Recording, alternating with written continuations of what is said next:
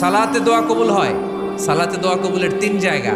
একটা হচ্ছে তাকবীরে তাহরিমার পরে আমরা সানা পড়ি না, আমরা তো একটা পড়ি। আল্লাহর হাবিব সুন্নাহ এবং নফল নামাজে আরো পড়তেন সানা, ওই দোয়া কবুল হয়। 2 নম্বর জায়গা সালাতে সেজদায় পড়ে দোয়া করলে কবুল হয়। আকরাবু মা ইয়াকুনুল আবদু মির রাব্বিহি ওয়া হুয়া সাজিদ ফাকসিরু ফীহি দুআ। বান্দা যখন সেজদায় লুটিয়ে পড়ে, বান্দা আল্লাহর সবচেয়ে কাছে চলে যায়। কিন্তু বিশ্বনবী বলে, সেজদাটা তোমার রবের কুদরতি পায়ের উপরে পড়েছে। সেজদায় পড়ে দোয়া করেন। সালাম ফিরানোর আগে বিশ্বনবী দোয়া করতেন, লা ইউসাল্লিমান্না আহাদুকুম হাত্তা ইয়াতাআওয়াযা মিন আরবা'a।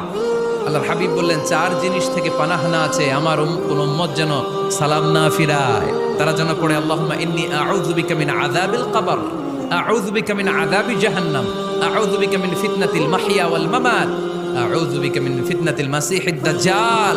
আল্লাহ কবরের আযাব থেকে বাঁচাও, আল্লাহ জাহান্নামের আগুন থেকে বাঁচাও, আল্লাহ জীবন